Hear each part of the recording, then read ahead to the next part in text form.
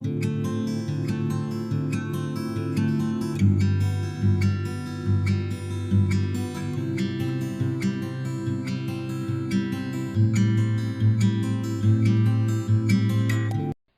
मसीही भाई बहनों को यीशु के नाम में शालोम, प्रेज द लॉर्ड, जय मसीह की। यीशु द सेवियर मिनिस्ट्री और मैं प्रभु यीशु मसीह में आपका भाई जेम्स, आप सभी का इस बाइबल अध्ययन कार्यक्रम में एक बार फिर से बहुत बहुत स्वागत और परमेश्वर का धन्यवाद करते हैं। मेरे प्यारे भाई बहनों, आज जिसे हम अय्यूब की पुस्तक का अध्ययन शुरू करने जा रहे हैं, एक छोटी सी प्रार्थना के साथ आज के अध्ययन को हम शुरू करेंगे। हालेलुया, धन्यवाद पिता परमेश्वर, धन्यवाद करते हैं आपके अद्भुत रीति वाले प्रेम के लिए जो आपने अपने इकलौते पुत्र को देकर हम सभी पर प्रकट किया। धन्यवाद करते महान पिता परमेश्वर आपके अनुग्रह, आपके महान प्रेम, आपकी तमाम स्वर्गीय आशीषों के लिए जो आपने हम सभी विश्वासियों के लिए स्वर्गीय स्थानों पर ठहराई हैं। हम आपका धन्यवाद करते महान पिता परमेश्वर इस बाइबल स्टडी प्रोग्राम के लिए जिससे हम आपके वचनों को सीख पा रहे हैं और अपनी आत्मिक उन्नति कर पा रहे हैं। होने दे महान पिता परमेश्वर, आज जिसे हम अय्यूब की पुस्तक का अध्ययन शुरू करने जा रहे हैं, जिसमें हम अपने धीरज को कैसे जी सकते हैं, अपने धीरज के साथ अपने जीवन को कैसे जी सकते हैं, परीक्षाओं में हम कैसे खड़े रह सकते हैं, इसके विषय में हम सीखेंगे पिता। तो होने दे पिता परमेश्वर, पवित्र आत्मा हमें ठीक रीति से सत्य वचनों के द्वारा सिखाए पिता परमेश्वर, ताकि हम धीरजवंत बन सके पिता परमेश्वर और तेरे राज्य के लिए इस्तेमाल हो सके पिता परमेश्वर। होने दे पिता परमेश्वर, सारी व्यवस्थाओं को, रिकॉर्डिंग किए जाने को, वचन को समझने और समझाए जाने को, हर एक बात को पिता हम आपके धर्ममय जोरावर हाथों में सौंपते हैं। आप हमारी मदद और अगुवाई कीजिए। सारा आदर देते हैं, सारी महिमा देते हैं और इस प्रार्थना को यीशु के सामर्थ्य और पवित्र नाम में मांगते हैं, आमीन। मेरे प्यारे भाई बहनों, अय्यूब की पुस्तक का अध्ययन शुरू करने से पहले हमेशा की तरह हम इस पुस्तक का भी एक छोटा सा परिचय लेंगे। अय्यूब की पुस्तक एक ऐसे धर्मी जन के विषय में लिखी गई है जो कि बहुत ही विश्वास में बड़ा था और धर्मी था, भला था, और उसके जीवन में बहुत बड़ी परीक्षा हुई है, बहुत बड़ा उसके ऊपर एक विपत्तियां आई हैं, और उन विपत्तियों के समय में वो परमेश्वर के ग्रहण योग्य बना रहा और उसने कभी भी परमेश्वर को बुरा भला नहीं कहा। मेरे प्यारे भाई बहनों, हम देखते हैं कि अय्यूब एक बहुत ही संपन्न व्यक्ति था, उसका भरा पूरा परिवार था, और हम देखते हैं कि उसकी जब परीक्षा होती है तो उससे उसका धन संपत्ति सब कुछ छीन लिया जाता है, और उसका जो परिवार है, जो उसके बच्चे हैं, वो भी मर जाते हैं, और अंत में हम देखते हैं कि यहां तक कि उसे एक ऐसी घृणित बीमारी हो जाती है जिससे लोग उस बीमारी से घृणा करते हैं। उसकी पत्नी भी उस बीमारी से घृणा के कारण उसे छोड़ के चले जाती है, और हम देखते हैं कि उसके जो 3 दोस्त हैं वहां पर उसके दुखों को बांटने के लिए आते हैं, लेकिन वो भी अय्यूब से इन्हीं बातों का सवाल करते हैं, इन्हीं बातों को करते हैं कि जब तुमने कोई पाप नहीं किया तो फिर तुम्हारे ऊपर ये सारी विपत्तियां क्यों आई हैं। क्योंकि उन लोगों का ये मानना था कि जब तक कोई व्यक्ति पाप नहीं करेगा उसके ऊपर बुराई नहीं आ सकती। इन्हीं सवालों को हम यहां पर देखते हैं कि उन 3 दोस्तों के द्वारा अय्यूब से किए जाते हैं, और अय्यूब उन्हें जवाब देता है, लेकिन अंत में परमेश्वर उन सभी को जवाब देते हैं कि ये सब क्यों हुआ और परमेश्वर क्या है। और जब वो अपनी परीक्षाओं में से खरा निकलता है, अय्यूब जब अपनी परीक्षाओं में से खरा निकलता है, तब परमेश्वर उसे पहले से भी ज्यादा आशीषित करते हैं। तो यही एक पूरी घटना, पूरा एक विस्तार से यहां पर बताया गया है। मेरे प्यारे भाई बहनों, अय्यूब की पुस्तक का जो लेखन शैली है वो काव्यात्मक रूप से है, यानी पोइट्री के रूप से है। ज्यादातर हिस्सा हम देखते हैं, 90% जो हिस्सा अय्यूब की पुस्तक का है वो पोइट्री का है। 30वें अध्याय से लेकर के हम 38वें अध्याय तक देखते हैं। यहां पर पदों के रूप में, हम कहेंगे कविताओं के रूप में इसको ओरिजिनल लिपि में लिखा गया था।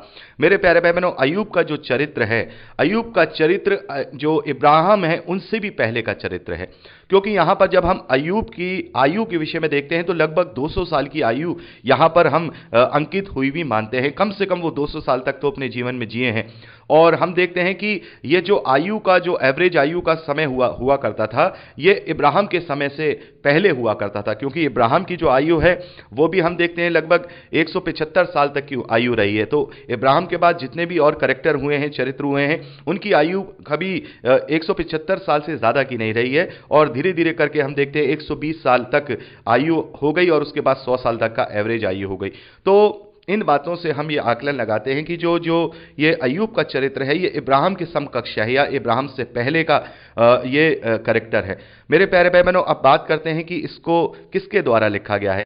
मेरे प्यारे भाई बहनों, दुनिया भर के सभी स्कॉलर्स का ये मानना है कि हमारे पास ऐसा कोई पक्का साक्ष्य या प्रमाण नहीं है जिससे हम ये फुल प्रूफ तरीके से ये कह सकें कि ये इस व्यक्ति के द्वारा ये पुस्तक लिखी गई है।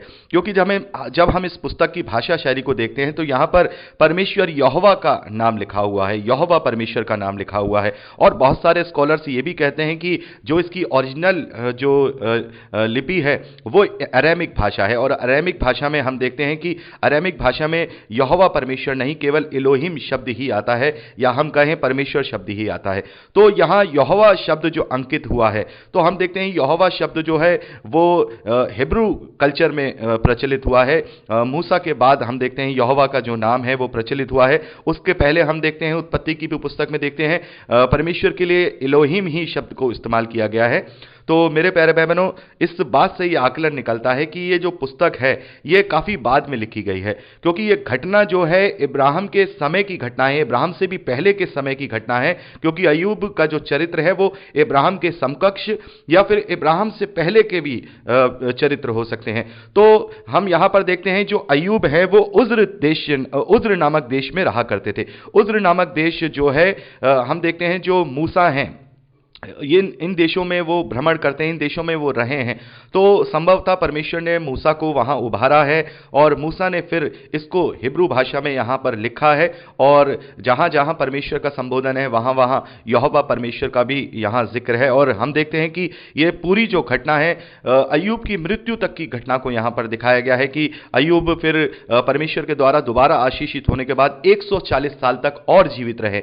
तो इन बातों से ये आकलन स्कॉलर्स निकालते हैं कि ये संभवतः मूसा के द्वारा लिखा गया है। और बहुत सारे स्कॉलर्स का ये भी मानना है कि भाई ये जो पुस्तक है ये सुलेमान के समय में लिखाई गई है या सुलेमान के समय में लिखी गई है। लेकिन जो भी हो मेरे प्यारे भाई बहनों, ये जो पुस्तक है ये अपने आप में खास है, क्योंकि इस पुस्तक का वर्णन हम अन्य किताबों में भी पाते हैं। नए नियम में भी हम अय्यूब का नाम पाते हैं। याकूब की पत्री में हम पढ़ते हैं 5वें अध्याय में अय्यूब को धीरज के लिए उसको अंकित किया गया है, उसके धीरज को अंकित किया गया है। और यिर्मयाह भविष्यद्वक्ता के द्वारा भी अय्यूब का नाम लिखा गया है एक धर्मी जन के रूप में।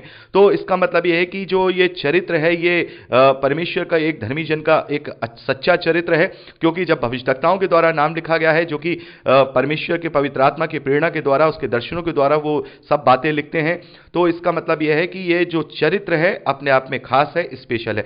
इससे कोई खास फर्क नहीं पड़ता है कि इस पुस्तक को किसके द्वारा लिखा गया है। फर्क पड़ता है इस पुस्तक से जो हम शिक्षा लेते हैं, इस पुस्तक से जो हम प्रेरणा लेते हैं। अय्यूब जैसा जो जीवन है वो अपने आप में एक शिक्षादायक जीवन है कि उसने इतनी सारी परीक्षाओं में, इतनी बड़ी विपत्तियों में भी कभी परमेश्वर को भला बुरा नहीं कहा, और फिर परमेश्वर ने उसका प्रतिफल उसे दिया कि उसके पास जो पहले था उससे भी बढ़ कर के उसने उसे दोबारा से आशीषित किया, क्योंकि वो उस परीक्षाओं में खरा उतरा, उन परीक्षाओं में वो निपुण निकला। तो मेरे प्यारे भाई बहनों, इस प्रकार से हम अय्यूब की पुस्तक का अध्ययन करते हैं। अय्यूब की पुस्तक में हम 42 अध्याय पाते हैं जिन्हें हम 5 भागों में डिवाइड करते हैं। यहाँ हम पहले और दूसरे अध्याय को जब पढ़ते हैं तो यहाँ पर अय्यूब की पहली और दूसरी परीक्षा में पढ़ने का वर्णन देखते हैं कि कैसे अय्यूब जो है अद्भुत रीति से परीक्षाओं में आता है।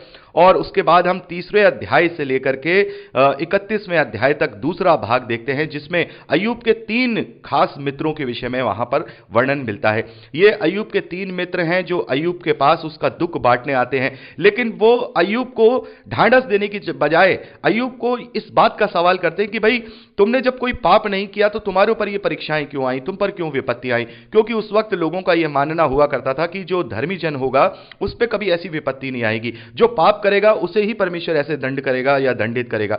तो वो इस बात को लेकर के अय्यूब से सवाल करते हैं, और इनको हम बहुत ही 3 अलग अलग काव्यात्मक गंधों के रूप में देखते हैं, पदों के रूप में देखते हैं, पोइट्री के रूप में देखते हैं। हम तो इसे तीसरे अध्याय से लेकर के हम इसे 31वें अध्याय तक देखते हैं। एक पोइट्री के रूप में लिखा है कि अय्यूब के 3 मित्रों ने उससे सवाल किए हैं, अय्यूब ने उन्हें जवाब दिए हैं, लेकिन वो इस सवाल का जवाब नहीं ढूंढ पाते हैं कि आखिर क्यों एक धर्मी जन पर ये विपत्तियां आई हैं, क्यों एक धर्मी जन पर ये सारी बातें आई हैं, ये सारी घटनाएं हुई हैं। और उसके बाद हम देखते हैं चौथा जो इसका माफ कीजिएगा, इसका जो तीसरा भाग है वो हम 32वें अध्याय से लेकर 37वें अध्याय तक देखते हैं, जहां पर एलीहू नामक एक मनुष्य का जिक्र है जो कि वो इनकी बातों को सुन रहा था। उन्हें वो जवाब देता है, उन तीनों दोस्तों को और अय्यूब को भी वो जवाब देता है उपदेशों के रूप में। उसे हम वहां पर पढ़ते हैं।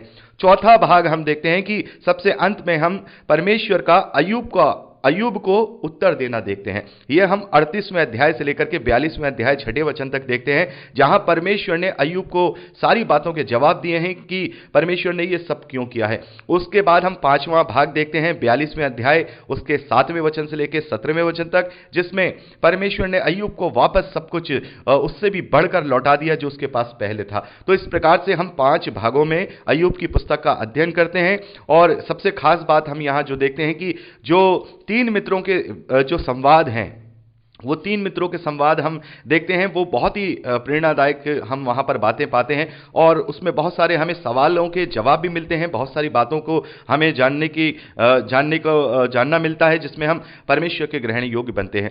तो मेरे प्यारे भाई बहनों, इस प्रकार से हमने अय्यूब की पुस्तक का एक छोटा सा परिचय ले लिया है। अब हम अय्यूब की पुस्तक उसका पहला अध्याय उसके पहले वचन से अपने अध्ययन को शुरू करेंगे। और मैं आप सभी से निवेदन करूंगा कि आप इसके पहले अध्याय को और दूसरे अध्याय को अच्छे से पढ़ लीजिएगा। प्रभु आप सबको बहुत आयत की आशीष दे। Praise the lord. जय मसीह की।